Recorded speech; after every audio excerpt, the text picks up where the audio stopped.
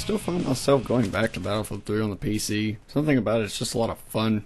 So what's going on, guys? Cryptex here. So I got you, of course, some Battlefield 3 PC gameplay. I got the Scar H, I believe, which for some reason I didn't know it was on the Engineer class, which I thought was kind of weird because the Scar H is an assault rifle based assault rifle, of course. So I didn't really understand why it was on the Engineer class, because the Engineer usually caters to PDWs and SMGs and stuff like that, and even some machine pistols. So it didn't really make any sense to me, so I don't know why, but maybe the Scar L was just a DLC. I couldn't really remember because, again, Battlefield 3, I have some memories of, but it's really fun on PC, and I've only just gotten into it because I recently purchased it on PC, so forgive me, I'm a little bit behind. I really wish I was able to play Battlefield 3 on the PC in its prime, just because the game plays really well now, and I'm assuming that it played roughly like this, not necessarily at launch, because I've heard a lot of bad rumors about Battlefield 3 at launch, but during the mid part of its life cycle, during the peak, I'd say, so a little after 2 to 3 months after launch, I heard this game ran really smoothly. Pretty much any PC that was a mid-grade PC or up could run it on high to ultra settings and get above 60 FPS, which is amazing on a game like this, because the character movement stuff was actually pretty smooth. This is one of the first Battlefields where we saw that, and we saw a lot of good mantling movements and stuff like that, and actually this is the first Battlefield to bring to us mantling, I believe. I could be wrong, so correct me if I am, but from Bad Company 2 to Battlefield 3, it was such a significant difference, and I touched up on this subject a little bit in my previous Battlefield Hardline commentary, which you can see in the top left of the screen.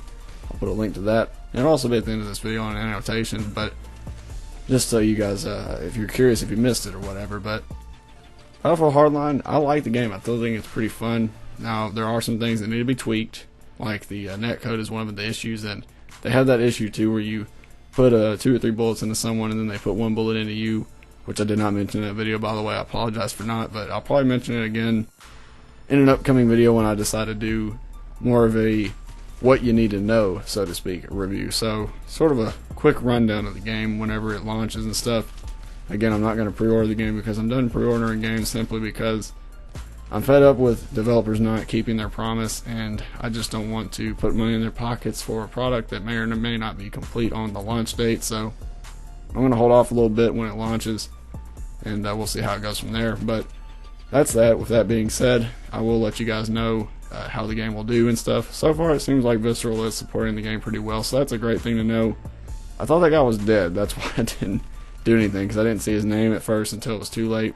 I go back to kill him, but he was already dead, so I guess someone already saw him and killed him and finished it off. But I wanted to talk real quick about Battlefield 3 on the PC, just because the shotguns in this game, they're very reliable. The SPAS-12 is one of my favorite to use. The 870 is actually probably better than the SPAS-12, but the SPAS-12 with extended mags will have a little bit more ammunition. I think 2 more shells, which makes a big difference if you can make sure your shots actually hit the target. It's not always a consistent one-hit kill as much as the 870 is, but it fires a little bit faster, and those extra 2 shells will make a difference if you have decent aim. But that's me. With that being said, the shotguns in Battlefield Hardline are very controversial. I'm still on the fence about thinking that the 870 Magnum is a little bit OP. I just feel like it's a little bit too strong. It's way too consistent at range, and this is coming from a guy that loves shotguns. Do I want to see it nerfed? I don't really want to, because it's such a fun gun to use, but looking from a balanced standpoint, I feel like bad players can just get a cheap shot on your leg and it'll one-shot you with only half of the pellets nicking you in the leg, and you're still going to die 90% of the time. But that has a lot to do with the netcode and connections too, so we'll have to see when the actual game launches and stuff like that to see how it pertains to it in the actual game. But as you can tell in this game, in Battlefield 3, the shotguns again were really strong, and again that pertains to how it is in Battlefield Hardline. I feel like the shotguns are going to be a very strong weapon class to choose.